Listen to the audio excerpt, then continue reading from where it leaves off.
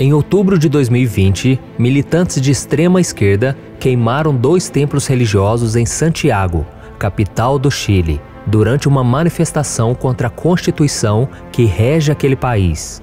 E durante os ataques, a igreja de Assunção foi saqueada e incendiada. E enquanto desabava, os manifestantes comemoravam e gritavam palavras contra a fé cristã. Além disso, outro templo na mesma cidade teve diversas peças destruídas e roubadas. Depois, ela também foi incendiada, mas os bombeiros conseguiram apagar as chamas antes que elas causassem um estrago ainda maior. E diante de tanta destruição, uma das imagens que me deixaram mais chocado durante esses atos de vandalismo contra os templos cristãos foi a de uma pichação que dizia "Morte ao Nazareno", que claramente se referia a Jesus e às pessoas que acreditam nele. E nós sabemos que esse ato no Chile não é algo isolado, que aconteceu apenas naquele país e pronto. Cada dia mais estamos vendo a fé cristã ser atacada e perseguida, seja por lideranças políticas, por manifestantes revoltados com o sistema ou por pessoas de outras religiões. E o mais estranho disso tudo é que esse tipo de perseguição tem acontecido em um tempo onde o termo liberdade de expressão tem se tornado cada vez mais popular. E diante de tudo isso fica a pergunta: se nós vivemos em um mundo em que se diz cada dia mais livre e com cada vez menos preconceitos, por que os cristãos têm sido tão agredidos? Segundo estudos de uma organização mundial, mais de 260 milhões de cristãos são extremamente perseguidos no planeta.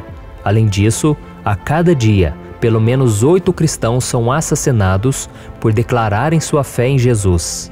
E por que tudo isso acontece? Por que templos estão sendo destruídos por minorias que acreditam que os seus direitos estão acima das outras pessoas e que cristãos estão sendo mortos por governos e religiosos extremistas? A resposta é simples, porque Jesus disse que tudo isso iria acontecer. E mais, Ele quer nos ensinar importantes lições com situações como essas que acontecem em diversas partes do mundo, inclusive aqui no Brasil. Por isso, neste vídeo, nós iremos descobrir o que Jesus quer nos ensinar com essas perseguições. E para começar, vamos ler juntos a profecia que Jesus entregou aos seus discípulos, que está revelado em Mateus capítulo 10. Diz assim, "Tenham cuidado, pois os homens os entregarão aos tribunais e os açoitarão nas sinagogas deles. Por minha causa, vocês serão levados à presença de governadores e reis como testemunhas a eles e aos gentios. Mas quando os prenderem, não se preocupem quanto ao que dizer ou como dizer. Naquela hora lhes será dado o que dizer, pois não serão vocês que estarão falando, mas o Espírito do Pai de vocês falará por intermédio de vocês. O irmão entregará à morte o seu irmão, e o pai o seu filho. Filhos se rebelarão contra os seus pais e os matarão. Todos odiarão vocês por minha causa, mas aquele que perseverar até o fim será salvo." A perseguição é uma das tribulações que pode vir sobre todos nós durante a nossa caminhada cristã na Terra. Para entender o que ela significa, precisamos prestar atenção nas palavras que Jesus falou. O cristão sofre perseguições quando é maltratado com palavras ofensivas que são lançadas injustamente contra ele. Ele pode ser ofendido verbalmente, além de ser alvo de piada e de zombaria por parte dos outros. Só pelo fato de sermos cristãos, é inevitável que isso aconteça em algum momento da nossa vida. O próprio Cristo sofreu esse tipo de perseguição.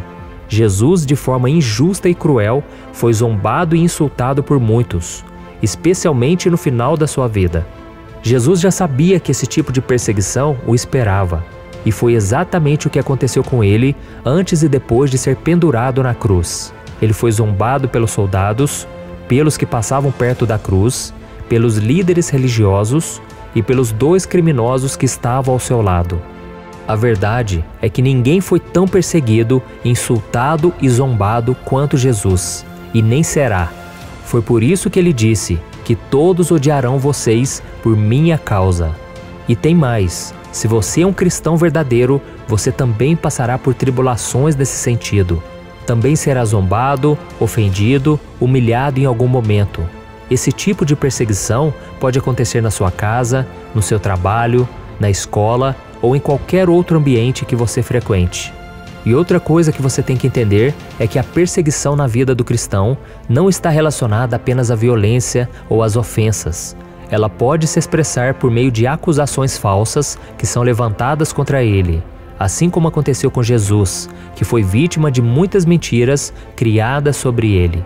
Entre elas, acusaram o Senhor de ser comilão e beberrão, e afirmaram que Jesus expulsava demônios pelo espírito de Belzebu. Se você tem passado por algum tipo de perseguição, não desanime e nem perca sua fé, pois o Senhor sabe exatamente o que você está passando e Ele vai te honrar. Amém?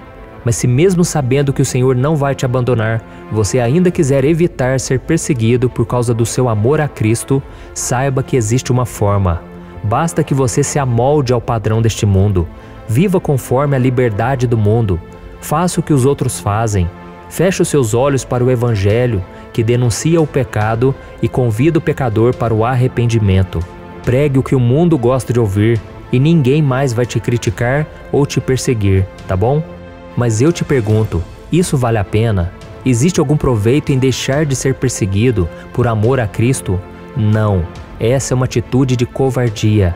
Os covardes são aqueles que assumem o padrão deste mundo para não serem perseguidos. Eles querem Jesus, mas também querem o mundo. Mas isso, meus irmãos, é impossível. Eles querem achar a sua vida no mundo, mas na verdade eles acabam a perdendo com essa atitude. Pois em Apocalipse capítulo 21 nos diz claramente que não existe lugar no céu para os covardes.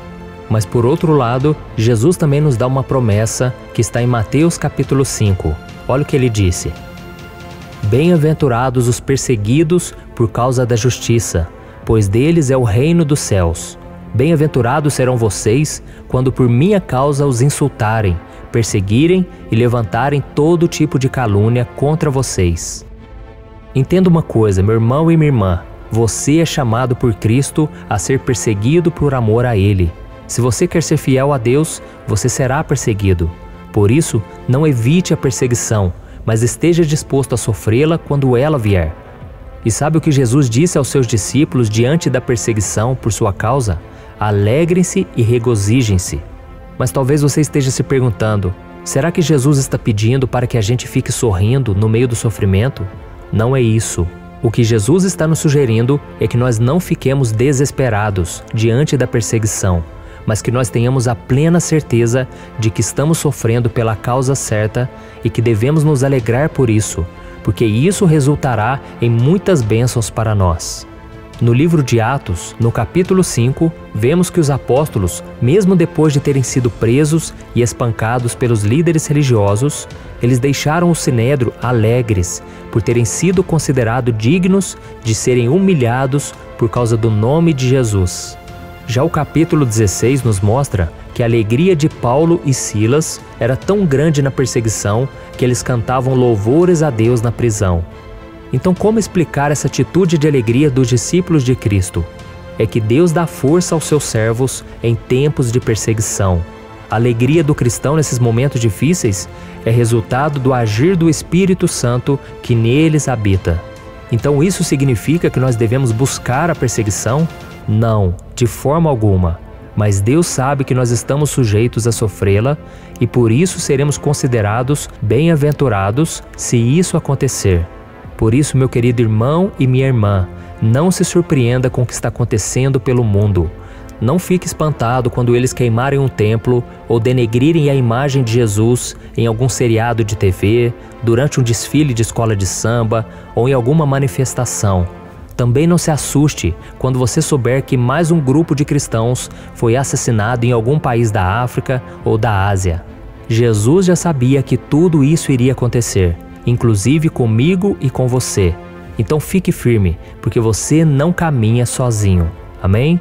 Eu sou o pastor Antônio Júnior e eu peço que você compartilhe esta mensagem e se inscreva aqui no meu canal. Um grande abraço.